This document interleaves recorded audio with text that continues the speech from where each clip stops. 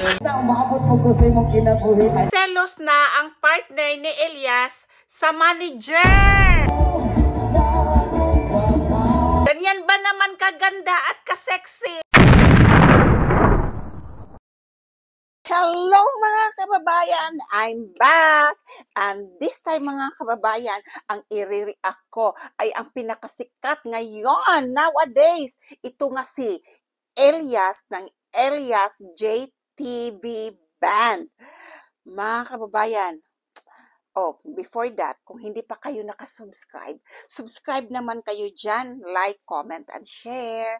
Anyways mga kababayan, ito, sabihin ko talaga mga kababayan, hindi ko talaga kilala before si Elias. Alam nyo ba, kailan ko lang narinig at nakita siya?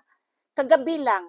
Yes, kagabi lang mga kababayan kasi ang rami na sa feeds ko sa Facebook, tapos sa TikTok rin, but usually kasi hindi ako masyado sa sa TikTok, sa Facebook, mga kababayan, puno ang feeds ko dito kay Elias. At alam nyo ba kung ano ang topic? Itong topic nga na nagji-jelly yung partner niya na si Abigail sa manager ni Elias na si Beverly. Beverly, ano ba yun? Ano yung apelido ni Beverly? Nakalimutan ko, basta Beverly. So anyways guys, so ito ako, nagkimarites na rin kung sino talaga sila, no? So, sabi ko, ganito na pala kasikat itong si Elias. Yung concert niya, nagsimula pala siya guys sa Mindanao. Taga Cotabato si Elias.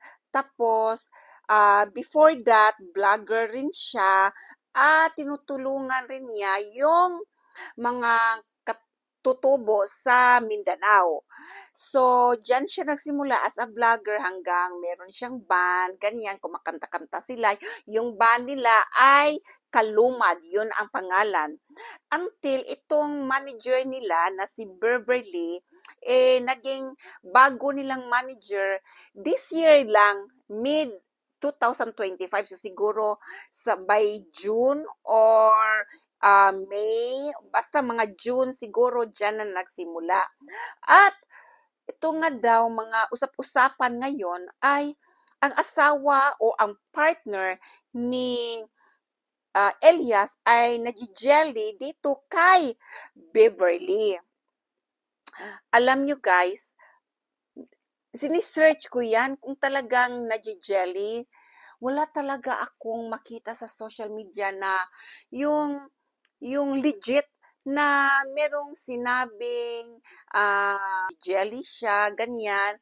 At mga usap-usapan nga ngayon sa social media na itong si Beverly ay may sinabi rin na walang karapatan ang sino man silosa o magsiselos sa partner nila kung hindi pa kasado or hindi pa kasal. So, sinisearch ko rin yan, mga kababayan. Alam niyo ba, wala akong makita. Ewan ko lang kasi bago pa lang ako nakimarites. So, tinitignan ko ang Facebook ni Madam Beverly. Wala talaga akong makita. Ano yun, yung mga sinasabi nila, may mga screenshot pa, ito. Ano to, fake ba to? Or sinabi niya noon, tapos na-delete na lang, ganyan. So, mga kabayan, ano to, legit ba to? So, tinatanong ko si ChatGPT. Sabi ni ChatGPT, wala naman daw talagang direct na sinabi si Beverly na patungkol kay Abigail sa mga ganyan ngang usapan. So, ewan ko lang kung ano to, legit ba to or scam to, ginawa lang to sa mga marites dyan na gustong, alam nyo na, makinabang sa kasikatan ni Elias at tapos sa kasikatan lang rin ni Beverly, no? At gumagawa ng mga ganito para sisikat sa social media. So, wala po talaga akong makitang legit. Tapos, meron rin sinasabi na itong si Beverly, retokada, ganito daw ang mukha niya noon, ganyan. Alam niyo mga kabayan, sinisearch ko rin yan. Ito palang mukha na itong babaeng ito, hindi ito si Beverly, ibang mukha to na nagparitoke pero ang after niyan hindi siya, ibang mukha. So, si Beverly naman, no, yung ilong niya talaga, nakikita ko talaga, hindi original. Ano na siya, thank you doctor. Pero yung mukha naman niya, maganda naman talaga siya. Makikita mo naman talaga kung hindi gaano kaganda. Siguro enhance, pero yung skin niya enhance na rin. Pero sa tingin ko naman, maganda naman talaga siya even though hindi pa siya nagpa-enhance, no? Tapos, ito nga, yung mga fans, ginagawa na itong issue. Social media na kumikita sila. So, ginagawa na nilang issue itong kay Beverly at saka kay Abigail. Ewan ko lang, comment lang kayo kung meron kayong nakita noon sa social media ni Beverly na sinabi niya talaga at dinidelete na niya ngayon. So, comment naman kayo dyan. Tapos, alam niyo mga kabayan, ah, maganda rin si Beverly, di ba? Pero sa tingin ko naman, itong closeness nila ni Elias, ilang barkada, parang magkapatid. Yung kasi si Beverly, nakita ko, hindi naman siya flirty. Hindi talaga siya flirty. Para siyang, yung cool makisama sa mga kabarkada niyang mga lalaki, ganyan. So siguro yung mga fans rin na nagsasabi, ginawa nilang malisyoso, yung mga closeness nila ni Beverly, para nga kumita sa social media, sabi nila, distance ka naman kasi may partner na yan. Wala po ako nakikitang flirty action ni Beverly towards Elias. Tapos sabi nila yung pumunta nga si Elias sa graduation niya. Alam niyo mga kabayan, manager niya si Beverly. At hindi lang manager, siya ang utak sa kung ano man ngayon ang natamasa ng Elias TV Band. Okay?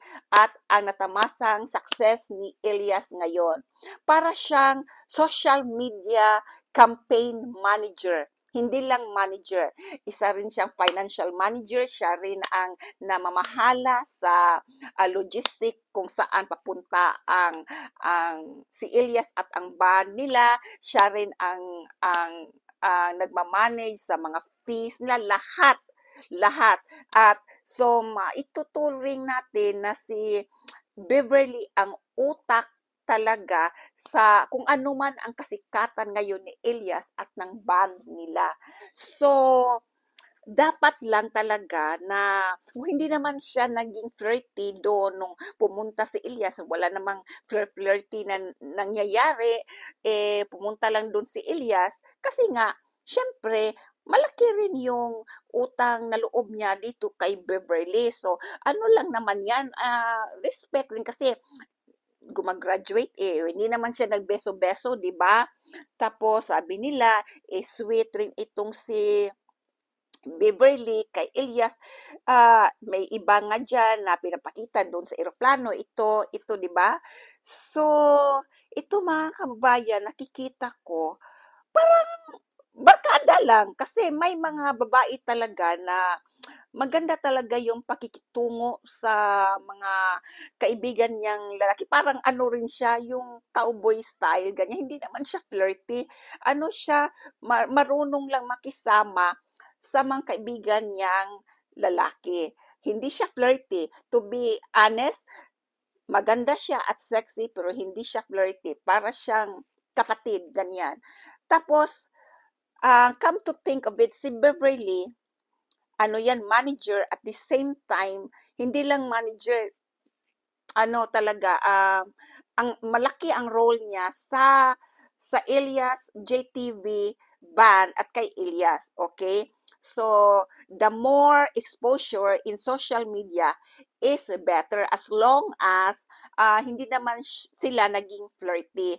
So, si Abigail, kung totoo man na jelly ito si Abigail, no? Hindi mo talaga maiiwasan yan. Kasi, alam nyo na, bata pa rin itong si Abigail at hindi pa nga kasal kay Elias. So, parang insecure pa rin siya. Hindi pa siya talaga secured sa kung ano man ang katayuan niya dito kay Elias. Tapos lalo na itong si Beverly maganda, sexy, ang kinis-kinis ng skin, tapos cool, makisama, 'di ba? Hindi naman siya bastos makisama, ano, with respect, at isa pa, mapera ko. So, kung ako si Abigail, meron talaga yang parang insecurity at majijelly rin ako ng konti. Pero ang advice ko lang kay Abigail, i-adjust niya at i-control niya. Kasi paano na yan kung hindi na siya pakasalan ni Elias? So, kahit nga kasal na kayo, kung ikaw, being a partner, hindi mo maikontrol yung pagiging silosa mo, wala sa lugar, talagang bibitaw yung partner mo. Pero natutuwa rin ako kasi 'di ba may statement si Elias niya, hindi niya talaga iiwan si Abigail kasi Abigail was there when he first started, no? At nandun yung family at emotional support ni Abigail, which is good. Pero si Abigail dapat i-kontrolin niya yung pagiging selosa rin niya kasi itong si Beverly malaking naitulong kung ano man ang success ngayon ni Elias. At sa tingin ko naman, wala namang flirtatious na ginagawa si Beverly dito kay Elias. Para nga siyang ate 'di ba? Kasi kung titingnan niyo talaga, mas matanda talaga si Beverly dito kay Elias. Batang-bata pa ito si Elias. So, ano na lang, siguro ngayon, itong si Abigail at saka si Beverly, parang sinasakyan-sakyan na rin nila for, 'di ba, social media controversy kasi the more exposure, the better, 'di ba? So, pero naniniwala po talaga ako na may insecurity at may silusan ring nangyari in the part of Abigail. Pero Abigail, kontrolin mo yan, iha, okay? Kasi si Beverly naman is businesswoman, professional, kahit sexy and beautiful, sa tingin ko naman, ano lang, barkada at saka yung parang kapatid yung turing niya dito kay Elias. At saka wala namang flirtatious na ginagawa si Beverly kay Elias. So, yan lang mga kababayan. So, comment naman kayo dyan at share, like, at please subscribe na rin. So, hindi pa ako masyadong nakakaalam kung sa buhay ni Elias kasi talaga kagabi pa lang po ako nakakita dito sa nangyayari dito kay Elias at kagabi ko pa lang nasi-search si Elias. So, comment naman kayo dyan kung meron kayong maidagdag. Okay mga kabayan, thank you so much. Thank you. Until next time.